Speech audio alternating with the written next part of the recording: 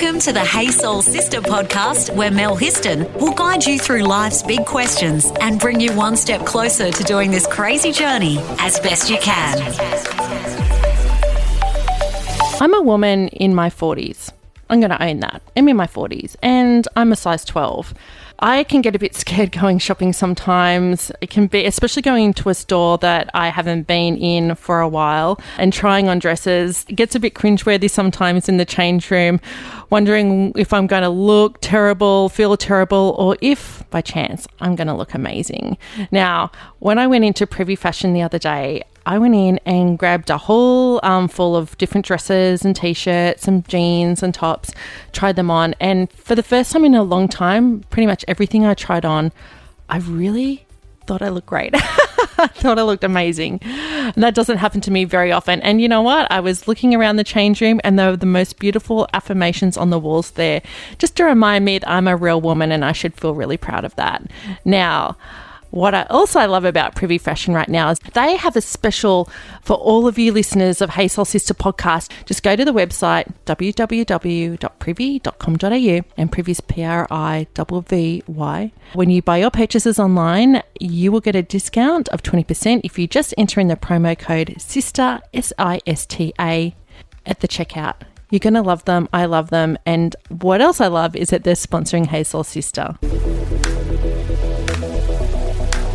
Hey Soul Sisters, I have one amazing woman with me today. Now, she's not in the studio, she's on Zoom. There's all sorts of weird COVID stuff going on now, and plus we're also probably about 10 hours apart from each other.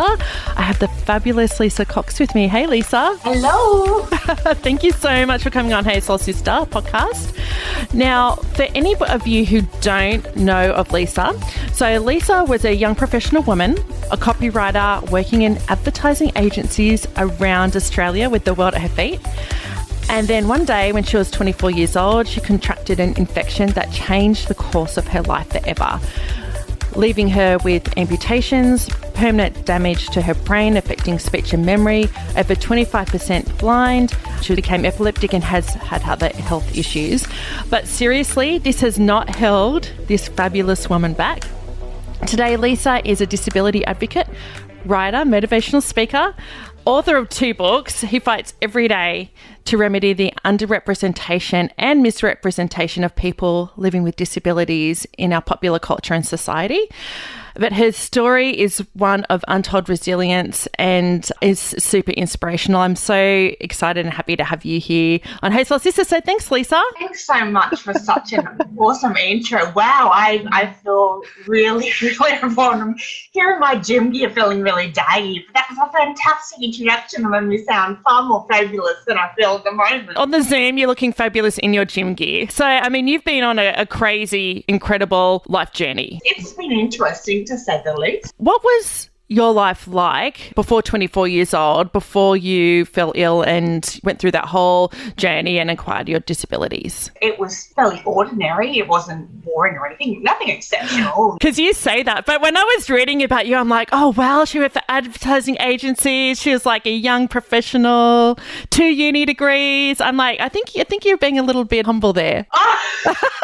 No, I guess I did what a lot of people do. I went to school and I went to uni and I got my uni degrees and I moved interstate and I did my travel, went overseas and came back to Australia, moved interstate for work, worked in advertising for several years, and then the proverbial hit the fan. Got really, really sick.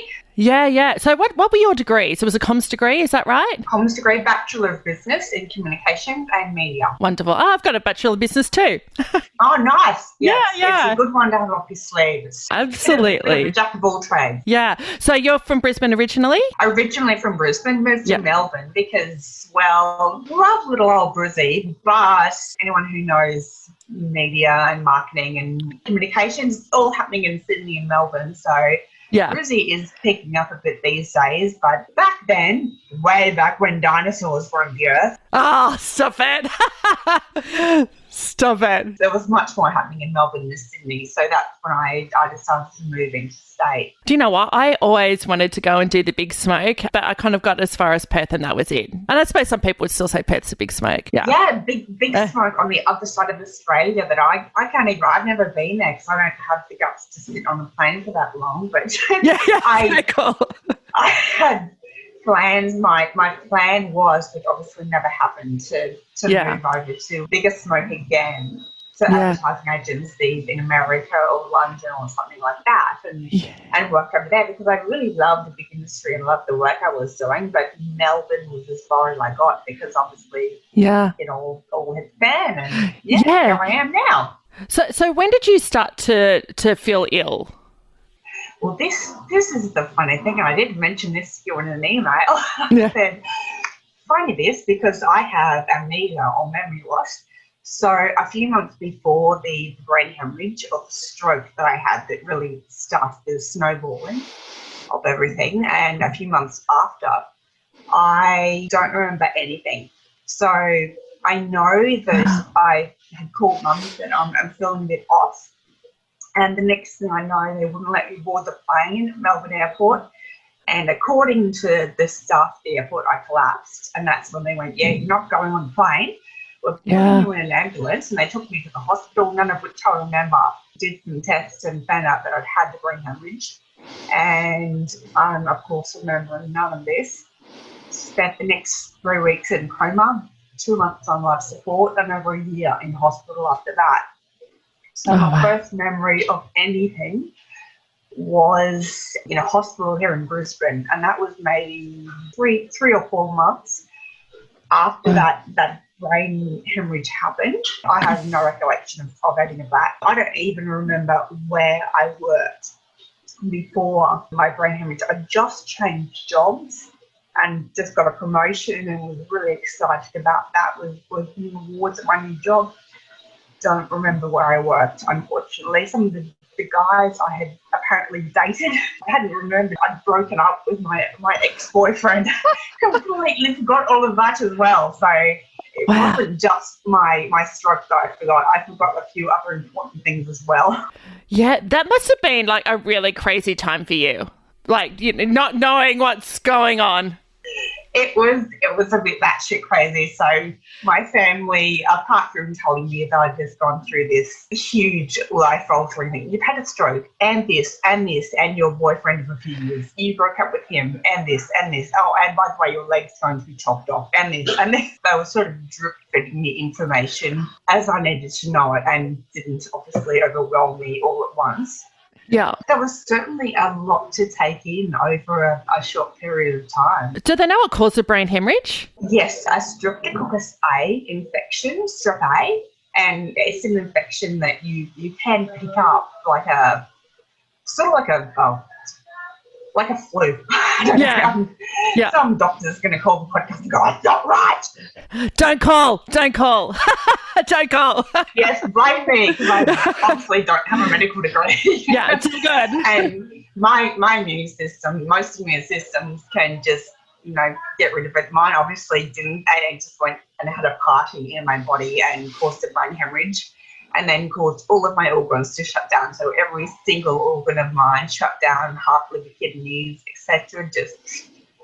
And that's why I was put on complete life support for 2 months. Okay, so this is a dumb question, I realise, but if you're on life support, are you conscious? I certainly have no recollection of it, so I don't know if I was on life support. Oh, no, I was in a coma for 3 months, and to my knowledge, I wasn't conscious of that coma. So I was out of the coma, but I don't remember the life support. So even though I was probably out of the coma, I have no recollection of life support. So I was probably conscious, but so heavily medicated. You've got doctors and medical people going, oh, by the way, we're going to need to amputate your leg. And then they amputated your fingertips, 9 of your fingertips. Yeah, that's correct. So I've still got my left thumb. Which I read somewhere that you said your dad was so beautiful and optimistic. He was like, well, tell us what your dad said. The surgeon came in and she's like, okay, so Lisa, we're going to have to amputate 9 of your fingertips. And Dad, being the optimist that he is, he's like, but you get to keep one. And I'm like, fuck off, Dad. Are you listening, Dad? And no. Yeah. He was so excited that I got to keep one. Of course, looking back on that now, I'm so excited that I have like one thumb left because it's the only thing that I have any sensation through. So if I have to say feel fabrics or sensations for anything, I get my left thumb out and that's what I use. But at the time, I was like, Dad, just shut up already. Yeah. Were you devastated? Of course. I was absolutely devastated. And what happened was when all of my organs shut down, they put me on some medication which brings blood back to all of your vital organs. And to bring all of the blood back, it means that blood goes away from your extremities like your nose and your fingers and your toes and they all turn black.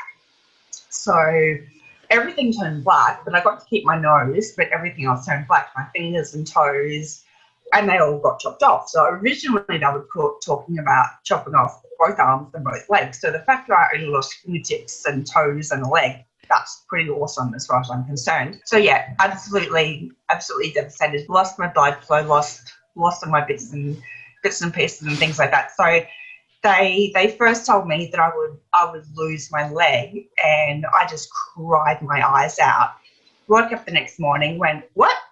Say what? What? Leg? No, what? Had completely forgotten the conversation. Wow. So they decided that, okay, let's not tell Lisa every day and make it Groundhog Day.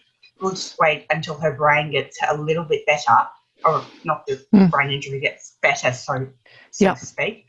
But we'll wait a few weeks or a few months, and eventually they did tell me again, and of course I cried and was just devastated.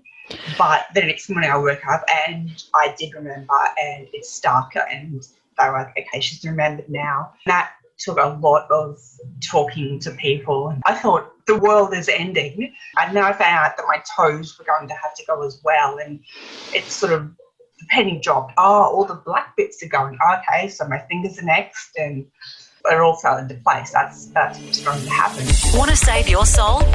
Review us on Apple Podcast. Can I ask you a question? I read that you had died twice in hospital. Did you have any spiritual experiences when that happened? No. I've got a couple of people that I know that have been like, oh yeah, I had a near-death experience. And I was like, I just wondered if that was something you had experienced. No, I don't want to make light of it or anything like that, because I know some people have some really beautiful experiences, and it would make so much more of an interesting podcast if I had some grandiose experience and just say this happened and there were fireworks and that happened, and nothing happened. And I wrote an article about this a little while ago and just said the fact that nothing happened and no cherubs came down with harps and all these things we see in Hollywood, and it's all the more reason that you have to live for now and live for today and do the thing, drink from the teacup, or do that thing and see that person or make that call or whatever it is, because you're not coming back. And I don't mean this with any disrespect, and again, don't call the podcast and don't call you. Don't call. But there is no second chance. Very well do it here and now, because here and now, exactly, you don't get a second shot. In my experience anyway. Yeah, and you were certainly doing that. So how long were you in hospital for all up then? In hospital the first time for over a year. Yeah. There were about 5 different hospitals that first time. Yeah. And then I went home, and when I say home, just back to mum and dad's for a couple of weeks, and then had to go back into hospital again. Back to mum, dad's, back into hospital, and from dad's, back in hospital, and then there was a bit of that going on. So I would go back into hospital for what was supposed to be 2 days that would last for 2 weeks. And because of the nature of my compromised immune system and things like that, I would have to stay in an infectious disease ward, where I know people are in lockdown and things like that at the moment. And this was pre-social media and smartphones, but I would be in a bedroom all by myself. And to come in, people would have to dress in full PPE And I couldn't scroll through a smartphone or anything to occupy my time. And that was how people would have to visit me after my operations, like my hip replacement and things like that, just because I was at high risk of getting infections and things like that. So there was a bit of that going on for a few years. And now I still go back into hospital every now and again for upkeep, as I call it, or maintenance, different procedures, upkeep and maintenance. And my yearly oil change and things like that.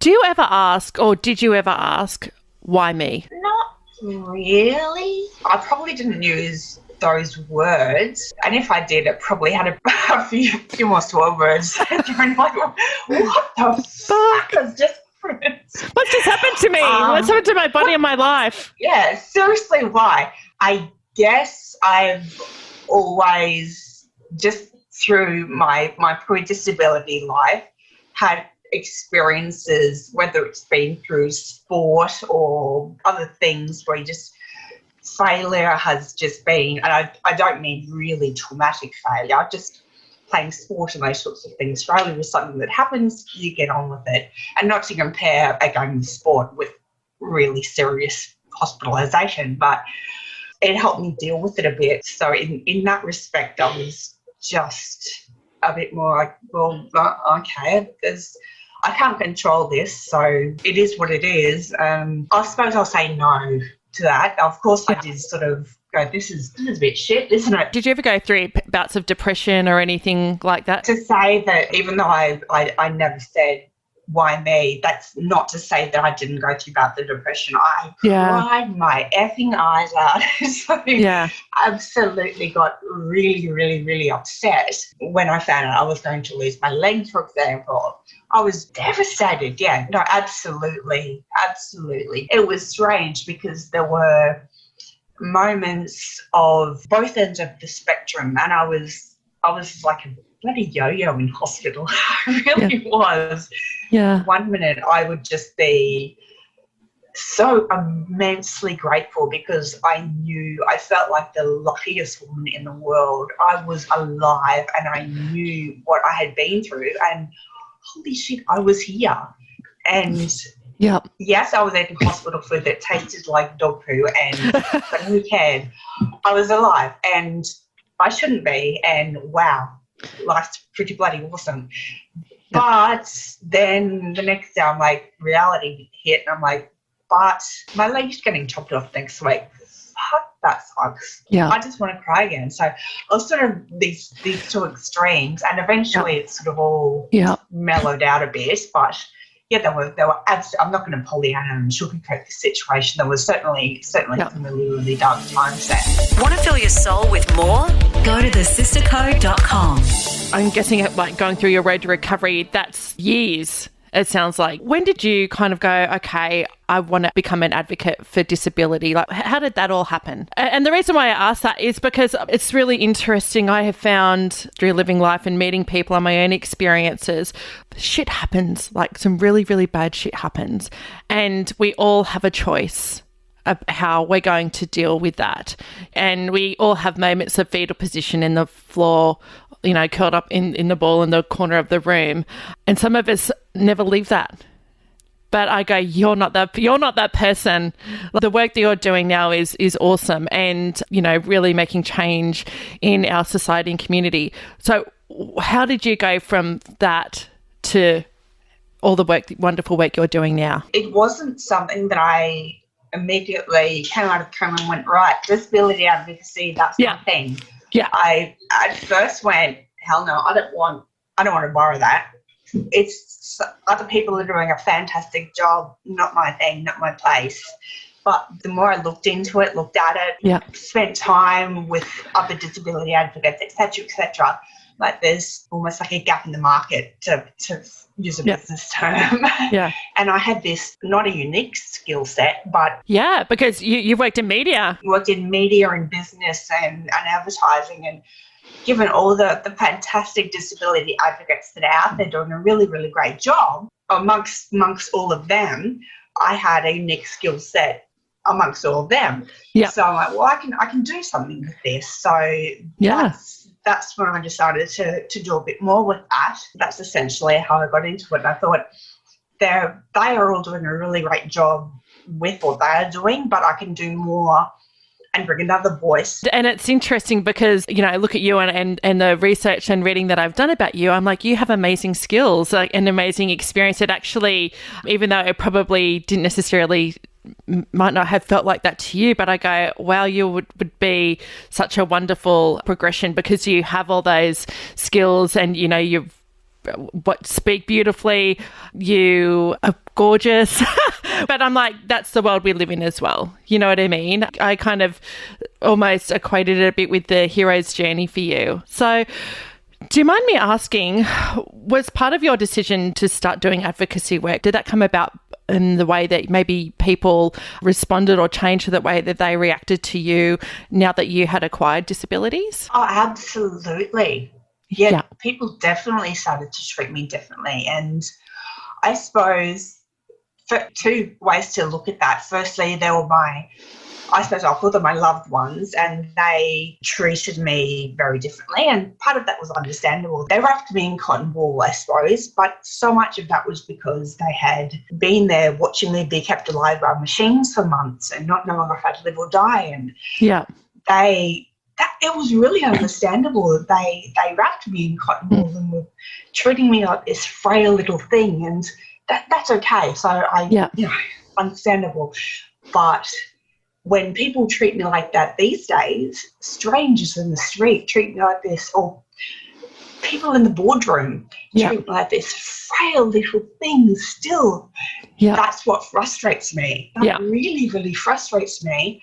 And that's something that's one of the many, many, many reasons that I do the work I do, because not just for me, but for the millions of other people out there with disabilities, so that they're not being treated like that in the boardroom of the coffee shop or wherever else they may be, because we're not frail little things. We're, generally speaking, normal people just going about our lives, just trying to get on with it. Actually, and I read something as well that you had said, which I thought was awesome. You said that often people set the bar way too low for people with disabilities. I read that and I was like, that's awesome. It's so true, yeah. It's so true. And fun fact for the day, I know more people doing their PhD with disabilities than without. I do happen to know more people without disabilities than with. Yet we have such a low expectation of people with disabilities, and so much of that comes back to representations in the media and in popular culture. And when your listeners think about it, that's because the depictions we see of people with disabilities generally, unless they're Paralympians, and they're awesome people, don't get me wrong, generally the other depictions we see are the very sad, lonely, depressed people who are, you know, begging on the streets or in hospital beds. And I'm not denying there are some really tragic stories out there. I've seen some of them personally and they're heartbreaking, but we don't ever see this huge portion of people in the middle, the quote unquote normal people, just driving the kids to school, doing the housework, everything else that people with disabilities do, going to work, all those sorts of things. So it's really great to see slowly but surely a few changes. But I certainly like to see a lot more. Yeah, and what are some of the areas that you think in terms of like business that where we could be better, more inclusive in terms of disability? Start by employing people with disabilities, not just in the mailroom or in the really low-level jobs packing boxes. So I know Sephora over in the United States did something recently and they sent out hundreds of press releases, and their CEO was on the news puffing out his chest and telling everyone how wonderful they were, and we've just released 150 jobs for disabled people, and how good are we, and they're all over the internet.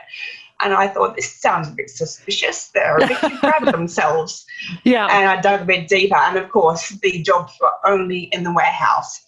And I'm not denying that they're great jobs for some people. Absolutely great. But where are the jobs in the stores, in the HR department, in the finance department, in the boardroom? front-facing in the advertisements, for example, in the PR department. They're the sorts of things we need to do. Hire people with disabilities throughout the chain, just on the way. Let's get soulful on social media. Search the Sister Code Facebook page and follow us on Instagram. Now, you also do really wonderful work writing about body image. You've written a couple of books, Does My Bum Look Big in This Ad? And Media Muscle. And I think it was maybe on your blog, you were calling the fashion industry to account, which I thought was awesome. And I probably had not really stopped to consider that myself, which is why it's great that you're doing your writing and spreading those messages out there, because I was like, I actually hadn't stopped to think about that.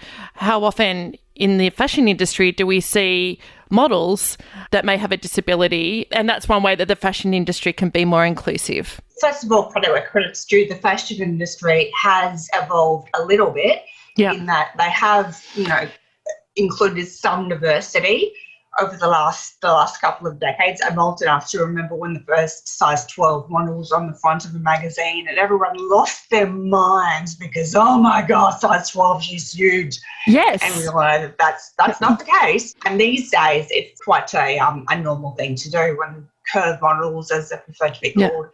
Curve models are just a part of mainstream modelling agencies and those sorts of things. So that is quite normal. But I was interviewing designers on catwalks. So not on catwalks, on red carpets a couple of years ago, and they're all puffing up their chests and, oh yes, our collection was so diverse, it's so diverse, so diverse, so diverse. And I thought, great, can't wait to see this. And there were a couple of models of colour and a couple of plus-size models, but there was no disabled models. So I've often referred to disability as the least palatable form of diversity because businesses and brands want to tick that diversity box. So often I'll get somebody of colour or somebody other than disability to sort of tick the diversity box and look all woke.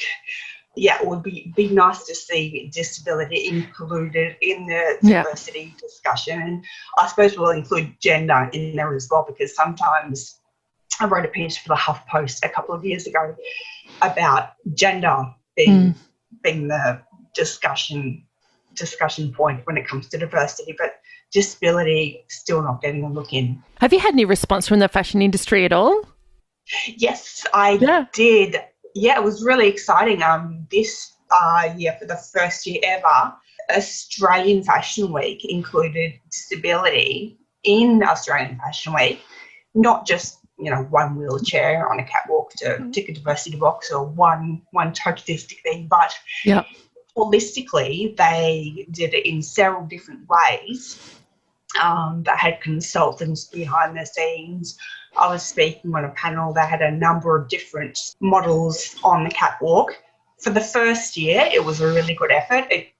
Of course, things could have been done differently, could have been done better, but for the first year, it wasn't too bad. So we're already in discussions about how things can be done better for next year, which is great. So big moment for Australian fashion after many years of trying to get that off the ground, I think. Yeah, and hats off for you to actually raising awareness around that issue and calling the fashion industry to account. Like that's awesome. Very much. Yeah, there were lots of people who'd been calling to account for a while, but it had been something that we'd been hoping for a while, because it had been, I suppose, New York, Paris, Milan, and a couple of the other big international fashion weeks had people with disabilities involved for years, and it was really no big deal, but Australia was still not doing it, and it lagging behind. I know, and it was. So I'm really, really proud of the organisers, and like I said, mistakes were made, and everyone acknowledges that. But I'm still really proud of the guys behind it. They did a great job. What do you hope to achieve in terms of your advocacy work for people with disability, and what's your big vision, I guess?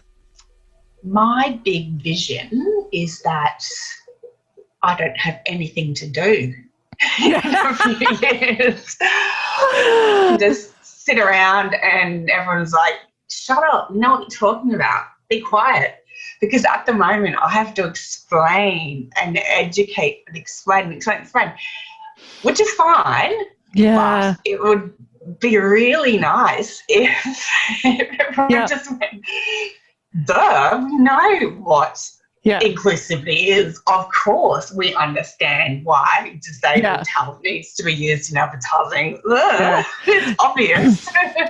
Because at the moment, brands and advertisers and businesses still need to be reminded why a 20% market share is being lost by not capitalising on the disability dollar. Yeah, it's interesting. I say a similar thing with a domestic violence charity I started, Got Your Back, Sista. And I say to people all the time, actually, wouldn't it be great if we didn't need to exist?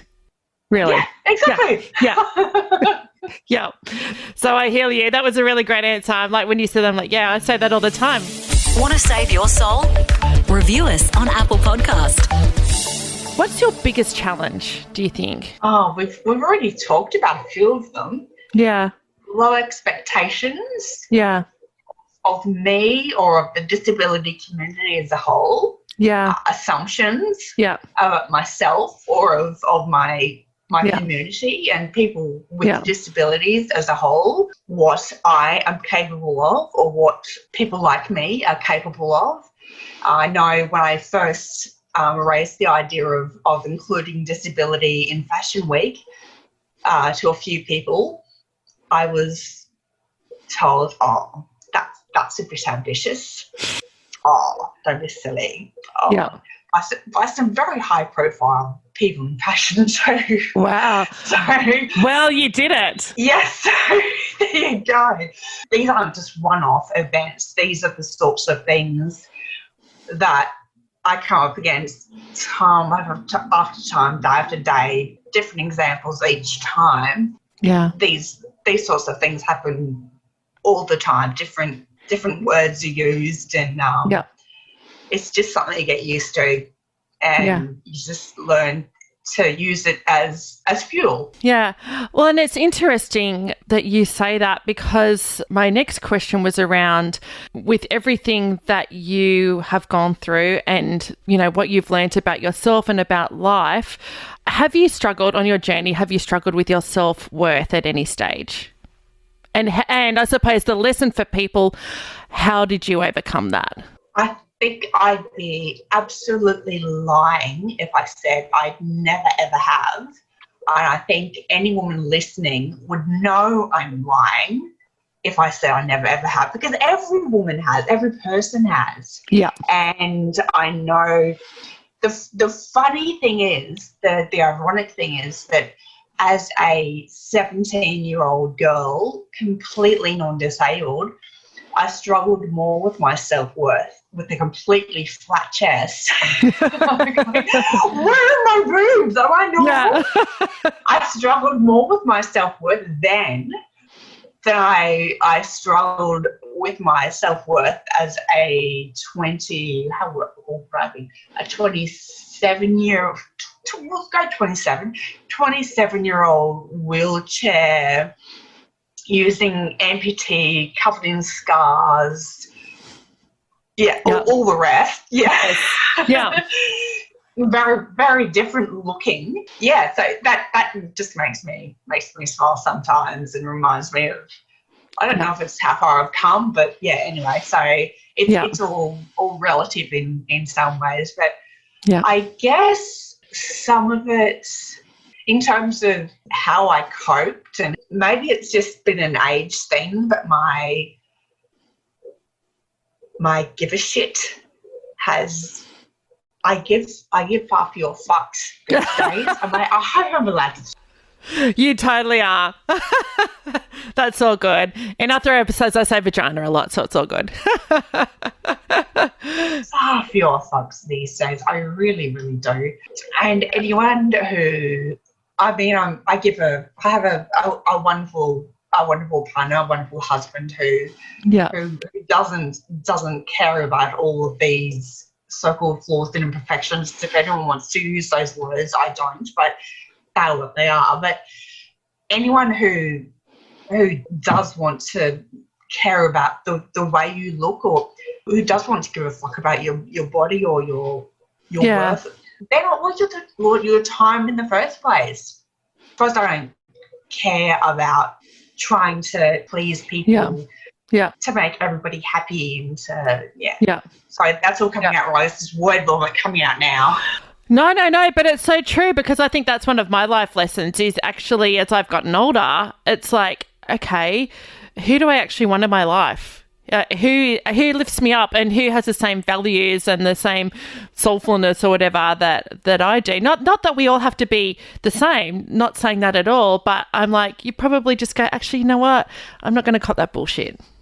You've said it so much more eloquently than I just did. I just take what you said and please insert your words over mine, because mine's just word vomit. It's all good, my friend. It's all good. It's just about being real. It's about being real. Absolutely. I'm not a polished person, so it's all good. As you've probably told from this interview, it's all good. Want to fill your soul with more? Go to thesistercode.com. So what have you learned about life or yourself? I suppose I was guilty of falling victim to media stereotypes about disability, and it's my own fault, and it's something I'm trying to rectify with my work at the moment. Falling victim to media stereotypes that disability was just the end of the road and your life was going to be miserable with them. And I have since learned that that's complete bullshit. You can have a wonderful, fulfilling life with disabilities. Yes, there are challenges, and I'm not trying to downplay that there are some really shit times, and it's not all rainbows, butterflies, and unicorns. But you can still have a great life with disabilities. Yeah. So that's what I have learned. I love it. Thank you. Lisa, I'm really grateful. Thank you so much for coming and sharing your story and lessons and learnings on Hey Soul Sister. I'm like, we're literally all just trying to figure out this crazy life as best we can. And still be working it out on my deathbed, I think. Yeah. But, you're very humble, but, I look at you and I go, you're such an inspirational woman. Everything you've been through, but you've risen and you're out there doing you do, making change in the world. And that's awesome. We need more people like you. So thank you. I'm here and I'm bloody grateful to be here every single day. So life is precious, so why not do something with it? Life is precious, girls. Why not do something with it? Thank you. Now, Lisa, how can people find out about you? My Instagram is probably the best place to go because I'm too lazy to be on all the platforms. So. I love you to say that. No, I have the pages, but I just don't get around to checking them. So if you message me on LinkedIn, you might get a message in 6 months' time going, is this still valid? So lisacox.co is Instagram, lisacox.co, and that's also my website. Yeah, perfect. And sisters, jump on and check out Lisa's blog. She's got lots of really great articles there. I haven't read all of them, but I went through and read a few of them, and you do really great work, really great writing, and really thought-provoking. So thank you. Yeah, girls, go check it out, lisacox.co. Today's episode of Hey Soul Sister podcast is brought to you by the fabulous Privy Fashion. Now, they have a special for all of you listeners of Hey Soul Sister podcast. Just go to their website, www.privy.com.au, and Privy is PRIVY. When you make a purchase at the checkout, use the promo code SISTA, SISTA, and you'll get 20% off your purchases. It's for a short time only, so jump on and pick out some fabulous outfits. I love them. So jump on and pick out some fabulous outfits. I love them. And thanks again, Privy, for supporting Hey Soul Sister podcast. Thanks for listening to Hey Soul Sister with Mel Histon. What would help you on your crazy life journey? Email Melissa at thesistercode.com.